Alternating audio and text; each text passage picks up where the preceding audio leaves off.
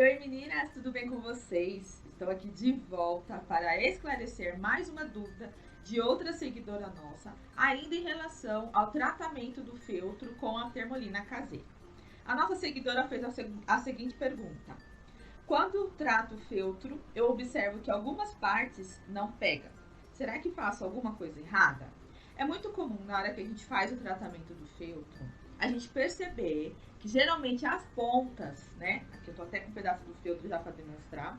As pontas ficam um pouquinho mais durinhas e estruturadas e a gente vai explicar aqui para você o que acontece e uma forma que você pode estar estendendo para melhorar aí a questão do tratamento.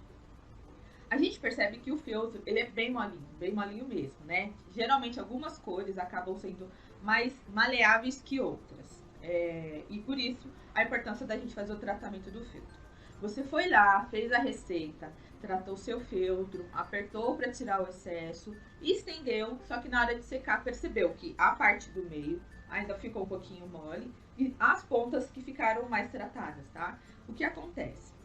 Fiz até a simulação de um varal aqui para ficar mais explicativo para vocês. Deixa eu ver se eu estou estendendo do meu sentido correto, porque na câmera é ao contrário, ó.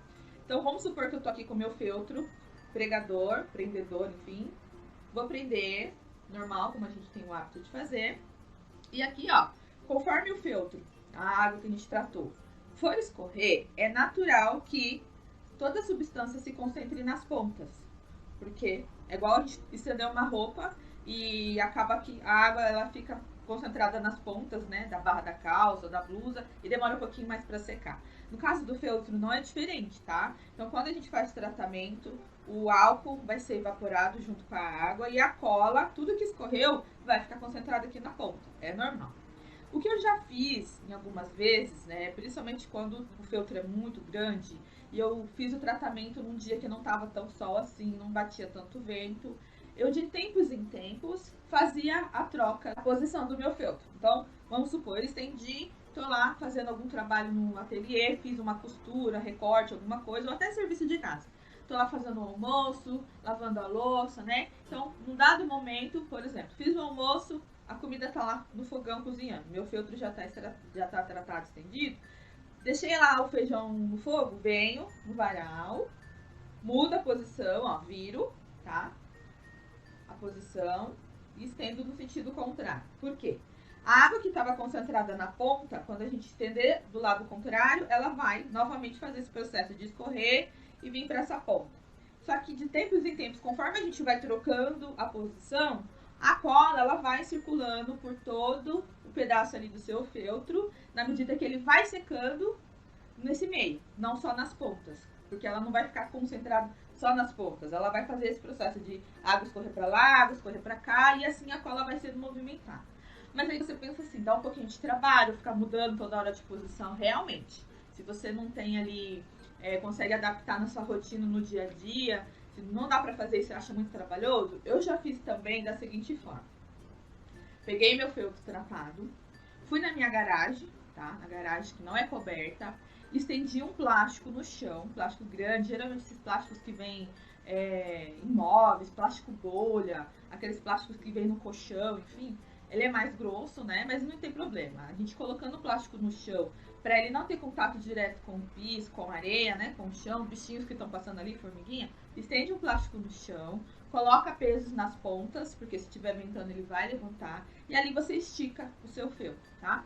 Um detalhe para que o seu feltro, conforme ele for secando, ele não voe, eu peguei alfinete normal que a gente utiliza no nosso trabalho, e aí eu alfinetei um em cada lado, né? Então, por exemplo, eu estiquei o meu feltro lá no plástico, coloquei um alfinete aqui e um alfinete aqui, só, para segurar. Então, mesmo que o vento ficasse batendo ali, ele não ia correr o risco de dobrar, eu tenho que estar indo lá, levantando, abrindo ele novamente, tá bom? Então, se você tiver uma área, um gramado na sua casa, enfim, se estiver ventando, se tiver sol, não digo na chuva, né, que aí não tem como, abre o plástico, estende o feltro, alfineta um numa ponta, outro no outro, só para ele não voar, não sair da posição, e deixa ele secando. Por quê? Conforme você deixou o seu feltro lá esticado no chão, a evaporação ela vai ser completa.